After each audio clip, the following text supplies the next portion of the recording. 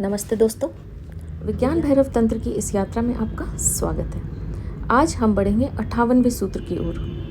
58वें सूत्र में शिव भगवान कहते हैं, यह तथाकथित जगत जादूगरी जैसा है, यह चित्रकृति जैसा भासता है, सुखी होने के लिए वैसा ही देखो। आइए इस सूत्र में बताई गई विधि को समझने का प्रयास करते हैं। यह सारा संसार ठीक एक नाटक के समान है, इसलिए इसे गंभीरता से नहीं लेना है। गंभीरता हमें उपद्रव में डाल देगी, हम मुसीबत में पड़ जाएंगे। इसे गंभीरता से नहीं लेना है, क्योंकि यहाँ कुछ भी गंभीर नहीं है। सारा संसार एक नाटक मात्र है। अगर हम सारे संसार को एक नाटक की तरह देख सकें तो हम अपनी मौलिक चेतना को पा जाएंगे। हमारी चेतना पर धूल जम जाती है जब हम ज़्यादा गंभीर हो जाते हैं। यह गंभीरता ही समस्या पैदा करती है। जैसे जब हम सिनेमा हॉल में फिल्म देखने जाते हैं, तब फिल्म न देखकर अगर हम फिल्म देखने आए अन्य दर्शकों को देखेंगे तो हम पाएंगे कि कोई रो रहे हैं, कोई हंस रहे हैं, क्योंकि फिल्म में घट रही घटनाओं के साथ तादाद में बना लिया है उन लोगों ने। असल में पर्दे पर छाया चित्र के सिवाय कुछ भी नहीं है, धूप छाँव का खेल है, बस पर्दा तो खाली है।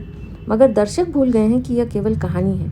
उन्होंने इसको गंभीरता से ले लिया है। उनके लिए चित्र जीवित हो उठा है, यथार्थ हो गया है। और यही चीज़ सर्वत्र घट रही है, केवल सिनेमा हॉल तक ही सीमित नहीं है। अपने चारों ओर के जीवन को अगर हम देखें तो क्या है, इस धरती पर असंख्य लोग रह चुके हैं। जहां हम बैठे हैं वहां कम से कम 10 से अधिक लाशों की कब्र है, और वे लोग भी हमारे जैसे ही गंभीर थे। वे अब कहाँ हैं? उनका जीवन कहाँ चला गया? उनकी समस्याएं कहाँ गईं? वे लड़ते थे एक एक इंच ज़मीन के लिए, वह ज़मीन तो ज्यों की त्यों पड़ी रह गई, और वे लोग कहीं नहीं हैं। ऐसा नहीं कि उनकी समस्याएं नहीं थी, वे थीं जैसे हमारी समस्याएं हैं, लेकिन कहाँ गई वे समस्याएं? अगर किसी दिन पूरी मनुष्यता खो जाए तो भी धरती रहेगी, वृक्ष रहेंगे, नदियाँ रहेंगी, सूरज इसी तरह उगेगा, और पृथ्वी को मनुष्य की गैर मौजूदगी का न तो कोई खेद होगा और न आश्चर्य, क्योंकि ऐसा कई कई हजार बार हो चुका है। ज़रा विस्तार से यदि हम अपनी आंखें दौड़ाएं, आगे पीछे सभी आयामों को देखें और देखें कि हम क्या हैं, हमारा जीवन क्या है, सब कुछ एक बड़े स्वप्न जैसा मालूम पड़ेगा। और हर चीज़ जिसे हम इतनी गंभीरता से लेते रहे हैं, अगले ही क्षण व्यर्थ हो जाती है, हमें उसकी याद भी नहीं रहती। जीवन एक प्रवाह है, लाइफ इज़ अ फ्लो। यहाँ कुछ भी टिकता नहीं है। जीवन एक दौड़ती भागती फिल्म की तरह है, जिसमें हर चीज़ दूसरी ही चीज़ में बदल जाती है। लेकिन इस क्षण जब वह घटना घट रही है, हमें बहुत महत्वपूर्ण मालूम पड़ती है, और हम उद्विग्न हो जाते हैं, रेस्टलेस हो जाते हैं, दुखी हो जाते हैं। सूत्र कहता है, यह तथाकथित जगत जादूगरी जैसा या चित्रकृति जैसा भासता है, सुखी होने के लिए उसे वैसा ही देखो। हमारे भारत में इस जगत को परमात्मा की सृष्टि नहीं कहते, हम उसे लीला कहते हैं। यह लीला की धारणा बहुत सुंदर है। सृष्टि की धारणा बहुत गंभीर मालूम पड़ती है। हम ईश्वर को सृष्टा नहीं, लीलाधर कहते हैं। वह गंभीर नहीं है, खेल खेल रहे हैं। यहाँ नियम भी हैं, मगर वो नियम खेल के नियम हैं। उनके संबंध में गंभीर होने की आवश्यकता नहीं है। कुछ पाप नहीं है, भूल भर है। हम अपनी भूलों के कारण कष्ट में पड़ते हैं। परमात्मा हमें कोई दंड नहीं देते। लीला की पूरी धारणा जीवन को एक नाटकीय रंग दे देती है। जीवन एक लंबा नाटक है, और इस नाटक में हमारी भी एक भूमिका है, एक रोल है। We also have a role in this play. इस बात का हमेशा स्मरण रखना है।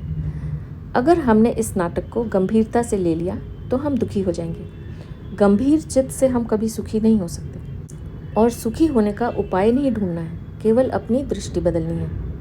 उत्सव मनाने वाला चित्त ही सुखी हो सकता है। इस पूरे जीवन को एक नाटक, एक कहानी की तरह लेने से हम कभी दुखी नहीं होंगे। दुख अति गंभीरता का परिणाम है। अगर हमने 7 दिन भी यह प्रयोग कर लिया, 7 दिनों तक एक ही चीज़ स्मरण रखें कि सारा जगत नाटक है, कहानी है, तमाशा है, तो इन 7 दिनों में हमें हमारे बुद्ध स्वभाव की, आंतरिक पवित्रता की अनेक झलकें मिलेंगी। सुख तभी घटित होता है जब हमारी यह धारणा दृढ़ होती है कि यह जगत केवल एक लीला है। हम दुखी इसलिए हैं क्योंकि हमने जीवन के प्रति गलत दृष्टि चुनी है। हम सुखी हो सकते हैं अगर हमारी दृष्टि सम्यक हो जाए। Right vision leads to bliss. Buddha भगवान सम्यक दृष्टि को बहुत महत्व देते हैं। वे सम्यक दृष्टि को ही आधार बनाते हैं, बुनियादी बनाते हैं। सम्यक दृष्टि की कसौटी, पहचान यह है कि जो दृष्टि सुखी करे वह सम्यक है, और जो दृष्टि हमें पीड़ित करती है, दुखी करती है, वह असम्यक है। और यह कसौटी आंतरिक है। यही हमारा सुख है।